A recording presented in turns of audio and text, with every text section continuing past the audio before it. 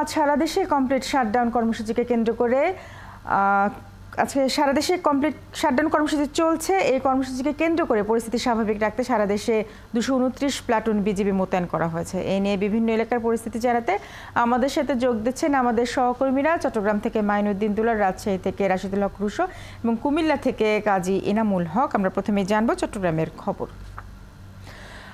দুলাল, চট্টগ্রামে complete shutdown কর্মসূচি পালনে বৈষম্য বিরোধী ছাত্র আন্দোলনের কোনো মাঠ কর্মী কি মাঠে আছে? এছাড়া মহানগরে আইন শৃঙ্খলা নিয়ন্ত্রণে রাখতে কেমন ব্যবস্থা নেওয়া হয়েছে? বিজিবি টহলের কি অবস্থা?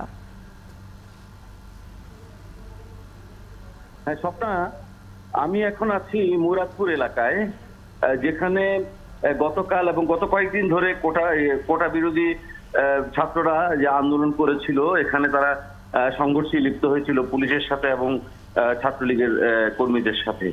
এই এলাকাটি এখন শান্ত।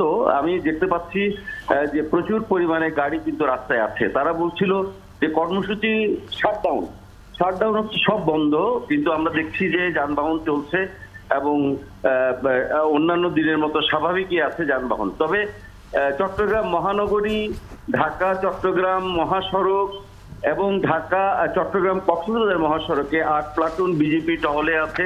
3টি রায়ট কার তাদের সাথে আছে এবং বিজেপির একজন অফিসারের সাথে আমার কথা হয়েছে। তিনি যেটি বলেছেন যে তারা সর্বোচ্চ প্রস্তুতি তাদের আছে, যে কোনো রকম দাঙ্গা, অবরোধ এবং কোন রকম অঘটন তারা কিন্তু সেটি মোকাবেলা করার জন্য প্রস্তুত আছে এবং রাস্তায় পর্যাপ্ত পুলিশ আছে। পুলিশের উপস্থিতি আমাদের চোখে পড়েছে, মোড়ে মোড়ে পুলিশ আছে এবং অন্যান্য গোয়েন্দা তৎপরতাও আছে। আমরা যেটি জানতে পেরেছি কিছুক্ষণ আগে যে ঢাকা চট্টগ্রাম থেকে কক্সবাজার পর্যন্ত যে নতুন ব্রিজ, যেটাকে বলা হয় কর্ণফুলীর উপর যে ব্রিজটি আছে, সেখানে কোটা বিরোধীদের জামায়াত হওয়ার সম্ভাবনা আছে। তা আমরা এরকম তারা সেখানে কর্মসূচি দিতে পারে, তারা জমায়েত হতে পারে, এরকম একটি খবর আমাদের কাছে আছে। তবে আমরা শতভাগ নিশ্চিত নই এবং তারা বিক্ষিপ্তভাবে, কোটা বিরোধীরা বিক্ষিপ্তভাবে বিভিন্ন জায়গায় আসতে পারে, এরকম সংবাদ আমাদের কাছে আছে। তবে তারা ঐক্যবদ্ধ হয়ে আসবে এরকম সংবাদ আমাদের কাছে নেই।